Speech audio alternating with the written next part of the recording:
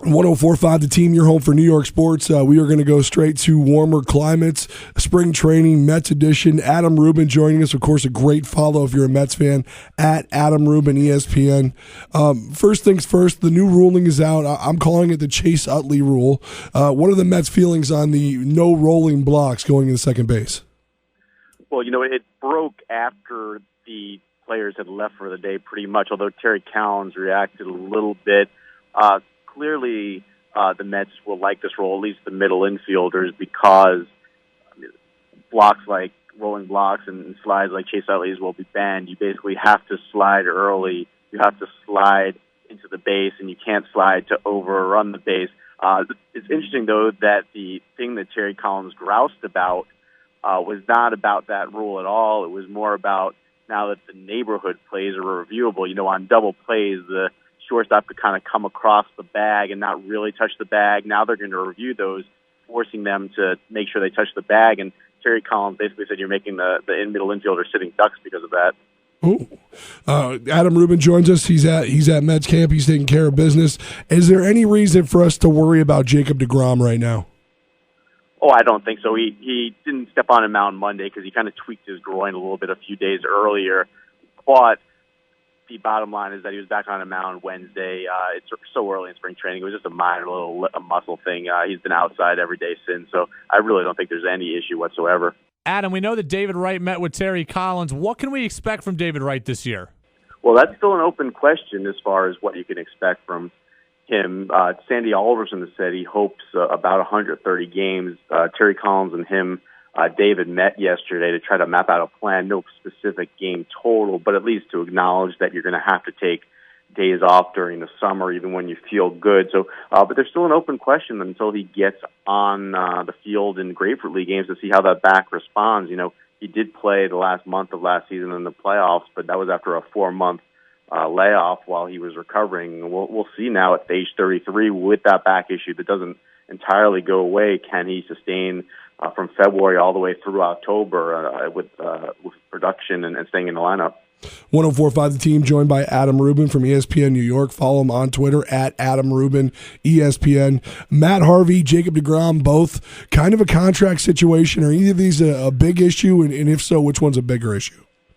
Well, I don't think any one is really an issue at this point. Sandy Alderson mentioned even before spring training that he'd be willing to discuss extensions if there are willing parties during spring training before opening day. I'm not sure anything's actually going to materialize on any front there. As far as Harvey, he's the first of those young phenoms to be eligible for free agency, but that's not until after the 2018 season. So Harvey still has 3 full seasons where the Mets control him. deGrom, for instance, is under the Mets' control for 5 full seasons still. Steven Matz, Noah Syndergaard, 6 full seasons. So there's really no rush to lock these guys up unless there were willing parties on both sides. Scott Boras indicated, he represents Harvey, that he'd be willing to at least listen. They don't want to discount it, but I really don't foresee something like that happening. Adam, how important is Michael Conforto to the Mets' success this season? Well, no, he's a big piece. We talk about the Mets offense being energized by the return of or the arrival of Yoenis Cespedes at the trading deadline, but a week or two earlier, Michael Conforto arrived too, and he really helped energize that offense too. He's going to have a full season at the major league level now.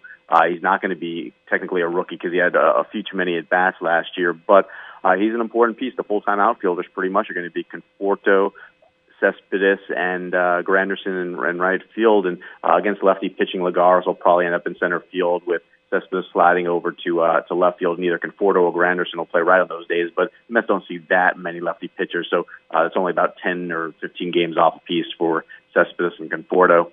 Adam Rubin from ESPN New York. And when you look at this Mets team, what's the glaring weakness that still yells at you? Well, people have pointed out the defense, particularly up the middle, may be an issue. I would argue that Neil Walker and Asdrubal Cabrera, even if they're not great middle infielders defensively, they're certainly an upgrade over Wilmer Flores and Daniel Murphy from last year. And then you're going to have a full year of Cespedes primarily as the center fielder. The Mets feel that because he's going to have a full spring training in center field, they'll be even more acclimated to that position. He played that position in Cuba It remains to be seen. He technically won a Gold Glove last year as a Tiger, but that was as a corner outfielder. So we'll see. And then just the injury stuff too. I brought up David Wright. You don't really know what's going to happen with him. Travis d'Arnaud is managed every year to have some kind of issue that kept him out for significant periods. And can those young pitchers stay healthy too? But so middle infield and middle up the middle defense and just the health are probably the two big question marks. So, Adam, the Mets, you mentioned this Rubin Cabrera. I'm on record that I don't love that signing. I think you already had the same player, essentially, in Wilmer Flores. What do you think of this Rubin Cabrera? Well, I mean, certainly the Mets wanted Ben Zobrist to play second base for them. He ended up taking an offer from the Cubs. If Zobrist had come to the Mets, the money for the middle, allotted to the middle infield would have been spent, and they would have went with Flores as a shortstop. They decided because they spent less on Neil Walker, shed the John Neese contract, so it was almost a wash, that they would go get Cabrera. It's only a 2-year commitment. Cabrera and Flores actually probably have similar range, which doesn't speak well of either of them. But Cabrera has a quick release, so I think he'll be fine. And, you know, it makes the bench that much stronger. Flores still is going to get a ton of playing time this year. If you think about, even if David Wright in that Rosie projection plays 130 games, that's still 30 games at third base for Wilmer Flores. Neil Walker's lefty-righty splits are not exceptional, so against some left-handed pitching, you may see you may see Wilmer Flores at second base over Neil Walker. And then when Lucas Studa doesn't play first base, now that Daniel Murphy's gone, now that Michael Kadyr's gone, Wilmer Flores is going to be the primary first baseman too. So Wilmer Flores is still, I would be very surprised if Wilmer Flores didn't get 400 at-bats this year somehow. Wow. Adam Rubin, at Adam Rubin, ESPN on Twitter.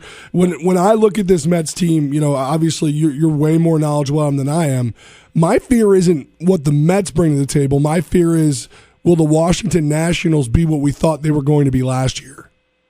Well, I mean, certainly the Mets will have competition in the division from the Nationals. The other teams are certainly a notch below. The Phillies are probably way in the rebuilding process. The Braves dismantled to reload as well. And the Marlins, I mean, obviously they still have Jose Fernandez and Giancarlo Stanton, but for whatever reason they've underachieved. We'll see what they do under Don Mattingly. And the Nationals are still a threat. There's too many good players there. I mean, I wouldn't be surprised if both teams are in the postseason, but certainly even Bryce Harper said it a couple of days ago that the Mets are the team to beat now in the NL East. And when you have the kind of starting pitching that the Mets have, and now the capable bats to complement it, it certainly looks like this is the Mets division to take.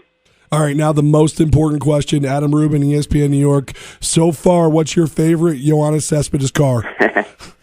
Well, I know it actually wasn't the most expensive, but the one that looked a little bit more like a motorcycle. I guess it even souped up. It only cost about $60,000 or $70,000. For whatever reason, off the top of my head, I'm drawing a blank on what it's called. But the one with one wheel in the back was a little bit different than the other ones. I mean, although when he rolled up in an Alfa Romeo today, I mean, you certainly can't, or a Lamborghini, you certainly can't quibble with those.